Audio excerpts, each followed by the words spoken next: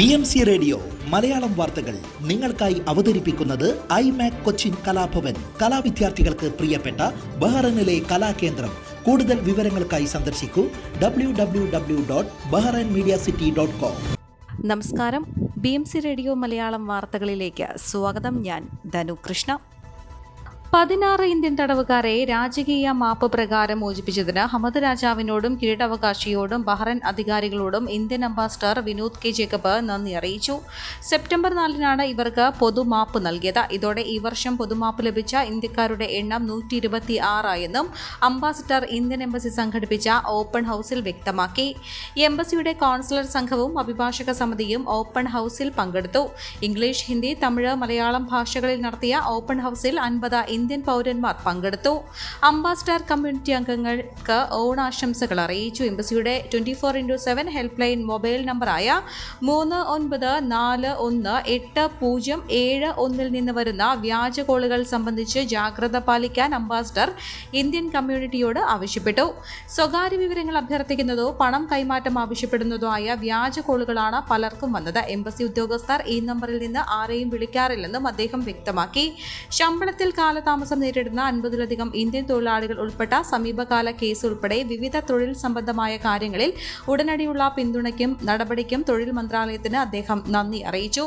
മുൻ ഓപ്പൺ ഹൌസിൽ പങ്കെടുത്ത ഒറ്റപ്പെട്ടുപോയ കുടുംബത്തെ തിരിച്ചയക്കാനും ദീർഘനാളായി യാത്ര ചെയ്യാൻ കഴിയാതെ വന്ന TB ബാധിച്ചയാളെ നാട്ടിലെത്തിക്കാനും സാധിച്ചു. 25 വർഷത്തിലധികമായി നാട്ടിൽ പോകാൻ കഴിയാതെ ബഹ്റൈനിൽ കുടുങ്ങിപ്പോയ മറ്റൊരു ഇന്ത്യൻ പൗരനെ നാട്ടിലേക്ക് പറഞ്ഞയക്കാനും ആഗസ്റ്റിൽ സാധിച്ചു. ഇന്ത്യൻ പൗരന്മാരുന്നയിച്ച പരാതികളിൽ ചിലത് ഓപ്പൺ ഹൌസിൽ പരിഹരിച്ചു. മറ്റുള്ളവർക്ക് എത്രയും വേഗം പരിഹാരം കാണുമെന്നും ഓപ്പൺ ഹൌസിൽ സജീവമായി പങ്കെടുത്തതിന് എല്ലാ ഇന്ത്യൻ അസോസിയേഷനുകൾക്കും കമ്മ്യൂണിറ്റി അംഗങ്ങൾക്കും നന്ദി അറിയിക്കുന്നതായും അംബാസഡർ പറഞ്ഞു. 2024 ഇന്റർനാഷണൽ സ്കൂൾ ഗെയിംസിന് ആതിഥേയത്വം വഹിക്കാൻ ബഹ്റൈൻ ഒരുങ്ങുന്നു. ഒക്ടോബർ 23 മുതൽ 31 വരെയാണ് ഗെയിംസ് സംഘടിപ്പിക്കുന്നത്. ബഹ്റൈൻ ഇന്റർനാഷണൽ സർക്യൂട്ടിൽ നടക്കുന്ന ഉദ്ഘാടന സമാപന ചടങ്ങുകളിൽ വിശിഷ്ട അതിഥികൾ പങ്കെടുക്കും. വിവിധ ഭൂഖണ്ഡങ്ങളിൽ നിന്നായി നിരവധി രാജ്യങ്ങൾ മീറ്റിംഗിൽ പങ്കെടുക്കും. 400ഓളം താരങ്ങളെയാണ് പ്രതീക്ഷിക്കുന്നത്. ആർച്ചറി, ബാഡ്മിന്റൺ, ബാസ്കറ്റ്ബോൾ, ഗുസ്തി എന്നിവയടക്കം മത്സരങ്ങളുണ്ടാകും. രാജ്യം വീണ്ടും ഒരു അന്താരാഷ്ട്ര കായിക മാമാങ്കത്തിന് കൂടി ആതിഥേയത്വം വഹിക്കുമ്പോൾ എല്ലാവിധ ഒരുക്കങ്ങളും പൂർത്തിയാക്കാനാണ് അധികൃതരുടെ തീരുമാനം. കഴിഞ്ഞ ദിവസം ഇതോടനുബന്ധിച്ച പരിപാടിയുടെ executive committee chairman Ali Isa Ishaqi international school sports federation പ്രതിനിധി സംഘവുമായി കൂടിക്കാഴ്ച നടത്തിയിരുന്നു. യോഗത്തിൽ technical committee chairman Madan Alwanas, housing committee chairman Abdul Rada Ashouri എന്നിവരുൾപ്പെടെയുള്ള മറ്റ് പ്രധാന ഉദ്യോഗസ്ഥരും പങ്കെടുത്തു. ബഹ്റൈനിലെ അത്യാധുനിക കായിക സൗകര്യങ്ങളെയും അടിസ്ഥാന സൗകര്യങ്ങളെയും ഇന്റർനാഷണൽ സ്കൂൾ സ്പോർട്സ് ഫെഡറേഷൻ പ്രതിനിധി സംഘം പ്രശംസിച്ചു. പങ്കെടുക്കുന്ന രാജ്യങ്ങളുമായി സാംസ്കാരികവും കായികവുമായ ബന്ധങ്ങൾ ശക്തിപ്പെടുത്തുന്നതിനുള്ള അവസരമായി സ്കൂൾ ഗെയിംസിന് ഉപയോഗപ്പെടുത്തണമെന്ന് എക്സിക്യൂട്ടീവ് കമ്മിറ്റി ചെയർമാൻ പറഞ്ഞു. ടീം രജിസ്ട്രേഷനുകൾ, മത്സര ഷെഡ്യൂളുകൾ, ലോജിസ്റ്റിക് ക്രമീകരണങ്ങൾ എന്നിവയെക്കുറിച്ചുള്ള വിവരങ്ങൾ പ്രതിനിധി സംഘവുമായി പങ്കുവച്ചു. പ്രവാസികളുടെ ആരോഗ്യ വിഷയങ്ങളിൽ പ്രാധാന്യം നൽകിക്കൊണ്ട് IYCC സൽമാനിയ ഏരിയ കമ്മിറ്റിയുടെ ആഭിമുഖ്യത്തിൽ സൗജന്യ മെഡിക്കൽ ക്യാമ്പ് സംഘടിപ്പിച്ചു. സംഘടനയുടെ നേതൃത്വത്തിൽ നടക്കുന്ന 46ാമത് സൗജന്യ മെഡിക്കൽ ക്യാമ്പാണ് അദ്ലിയ അൽ ഹിലാൽ ഹോസ്പിറ്റലിൽ നടന്നത്.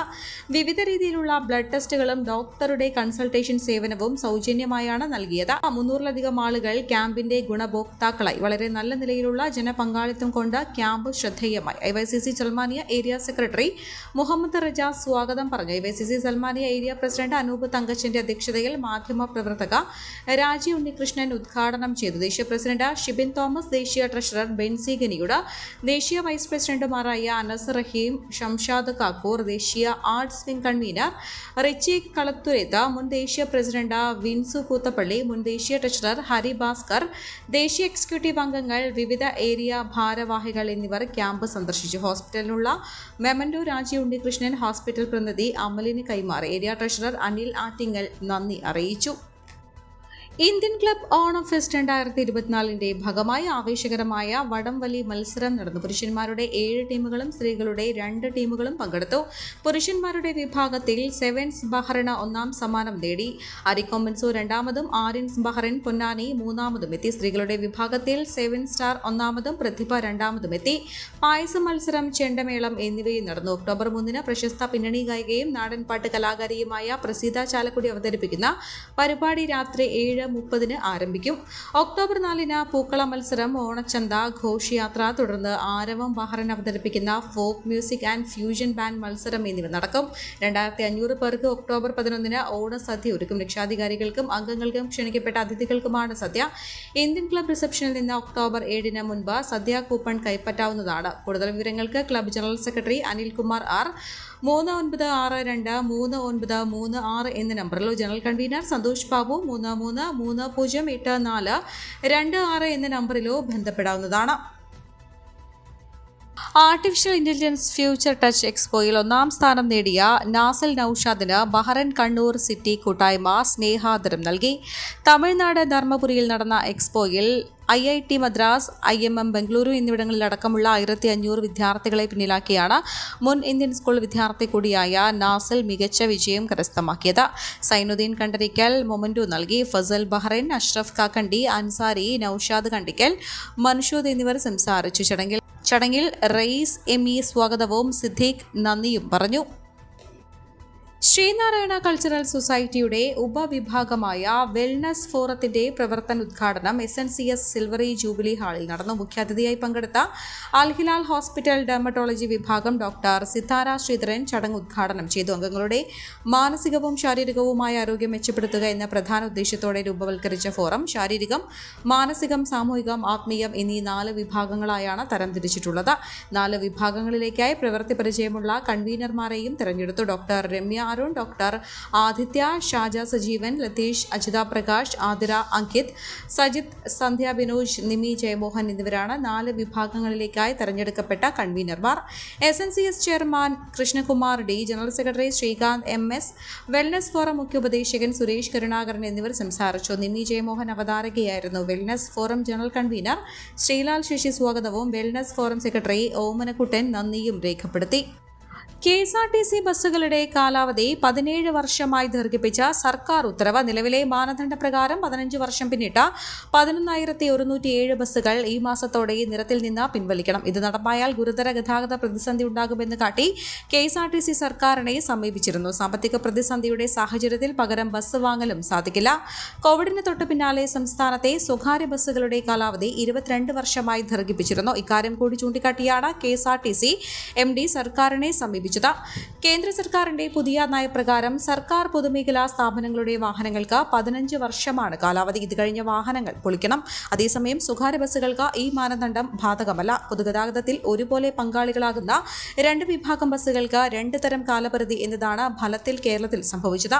ഇതുകൂടി പരിഗണിച്ചാണ് ഗതാഗത വകുപ്പിന്റെ കാലാവധി നീട്ടൽ ഉത്തരവ്. ഇതോടെ KSRTCയുടെ 1117 ബസ്സുകളും 153 മറ്റ് വാഹനങ്ങളും അടക്കം 1270 വാഹനങ്ങൾക്കാണ് ഇളവ് ലഭിക്കുന്നത്. എന്നാൽ കേന്ദ്ര സർക്കാരിന്റെ വാഹൻ സോഫ്റ്റ്വെയറിൽ ഇത് സംബന്ധിച്ച് മാറ്റം വരുത്താൻ കഴിയാത്തതിനാൽ ഈ വാഹനങ്ങളുടെ സേവനങ്ങൾക്ക് സോഫ്റ്റ്വെയർ ഉപയോഗിക്കാൻ സാധിക്കില്ല. കഴിഞ്ഞ 8 വർഷത്തിനിടെ 2089 ബസ്സുകളാണ് കോർപ്പറേഷൻ പൊളിച്ചത്. കുറ്റ്യാടിപ്പുഴയിൽ 2 കുട്ടികൾ മുങ്ങി മരിച്ചു. ചങ്ങരോത്ത് പഞ്ചായത്തിലെ ചെറിയ കുമ്പളം ഭാഗത്ത് കൈതേരിമുക്കിൽ താഴെ ഭാഗത്താണ് കുട്ടികൾ വെള്ളത്തിൽ മുങ്ങിയത്. പാലേരി പാറക്കടവിലെ കുമുള്ളക്കണ്ടി യൂസഫിന്റെ മകൻ മുഹമ്മദ് റിസ്വാൻ, പാറക്കടവിലെ കൂളായിപ്പൊയിൽ മജീദിന്റെ മകൻ മുഹമ്മദ് സിനാൻ എന്നിവരാണ് മരിച്ചത്. കടവിൽ കുളിക്കാനിറങ്ങിയ ഇരുവരും ഒഴുക്കിൽപ്പെടുകയായിരുന്നു. മുഹമ്മദ് റിസ്വാനെ ഉടൻ തന്നെ രക്ഷാപ്രവർത്തകർ മുങ്ങിയെടുത്ത് കുറ്റ്യാടിയിലെ സ്വകാര്യ ആശുപത്രിയിൽ എത്തിച്ചിരുന്നു. ശേഷം കോഴിക്കോട് മെഡിക്കൽ കോളേജിലേക്ക് കൊണ്ടുപോകുമ്പോഴാണ് മരണം. 2 മണിക്കൂർ നേരത്തെ തിരച്ചിലിനൊടുവിലാണ് മുഹമ്മദ് സിനാന്റെ മൃതദേഹം കണ്ടെത്തിയത്. ഇരുവരും കുറ്റ്യാടി ഗവൺമെന്റ് ഹയർ സെക്കൻഡറി സ്കൂളുകളിലെ 10ാം ക്ലാസ് വിദ്യാർത്ഥികളാണ്. വാഹനാപകടത്തിൽ എയർബാഗ് മുഖത്തമർന്നും സീറ്റ് ബെൽറ്റ് കഴുത്തിൽ കുടുങ്ങിയും ശ്വാസം മുട്ടി കുഞ്ഞിന് ദാരുണാന്ത്യം. ചാപ്പനങ്ങാടി സ്വദേശി തെക്കോത്ത് നാസറിന്റെ മകൾ ഇഫയാണ് മരിച്ചത്. ശനിയാഴ്ച വൈകിട്ട് 3:30 സംഭവം. പടപ്പറമ്പ് മൂച്ചിക്കൽ പുളിവെട്ടി ജാറത്തിന് സമീപമായിരുന്നു അപകടം. ടാങ്കർ ലോറിയുമായി കാറ് കൂട്ടിയിടിക്കുകയായിരുന്നു. കാറിൽ മുൻസീറ്റിൽ ഉമ്മയുടെ മടിയിലിരിക്കുകയായിരുന്നു കുഞ്ഞ്. ഇടിയെ തുടർന്ന് സീറ്റ് ബെൽറ്റ് കഴുത്തിൽ കുടുങ്ങുകയും എയർബാഗ് മുഖത്തമർന്ന് ശ്വാസം തടസ്സപ്പെടുകയുമായിരുന്നു. പ്രവാസിയായ നാസർ 2 ദിവസം മുൻപാണ് ബന്ധുവിന്റെ നിക്കാഹിനോടനുബന്ധിച്ച് നാട്ടിലെത്തിയത്. നിക്കാഹുമായി ബന്ധപ്പെട്ട ചടങ്ങിന് പോയി തിരിച്ചു വരവെയാണ് അപകടം. ഇന്നലെയായിരുന്നു കല്യാണം നടക്കേണ്ടിയിരുന്നത്. കൂടെ കാറിലുണ്ടായിരുന്ന നാസറിന്റെ സഹോദരിയുടെ മകൾക്ക് നിസാര പരിക്കേറ്റു. മറ്റാർക്കും പരിക്കില്ല. കൊളത്തൂർ പോലീസ് സംഭവ സ്ഥലത്തെത്തി മേൽ നടപടി സ്വീകരിച്ചു. ഇഫയുടെ മാതാവ് റംഷീന കുഴിമാട്ടിൽ കളത്തിക്കൽ, സഹോദരങ്ങൾ റൈഹാന അമീൻ മൃതദേഹം പെരിന്തൽമണ്ണ ഗവൺമെന്റ് ആശുപത്രി മോർച്ചറിയിൽ പോസ്റ്റ്മോർട്ടത്തിന് ശേഷം ഞായറാഴ്ച ബന്ധുക്കൾക്ക് വിട്ടു നൽകും. ഈ വാർത്തയോടുകൂടെ BMC റേഡിയോ മലയാളം വാർത്തകൾ സമാപിക്കുന്നു. നന്ദി, നമസ്കാരം.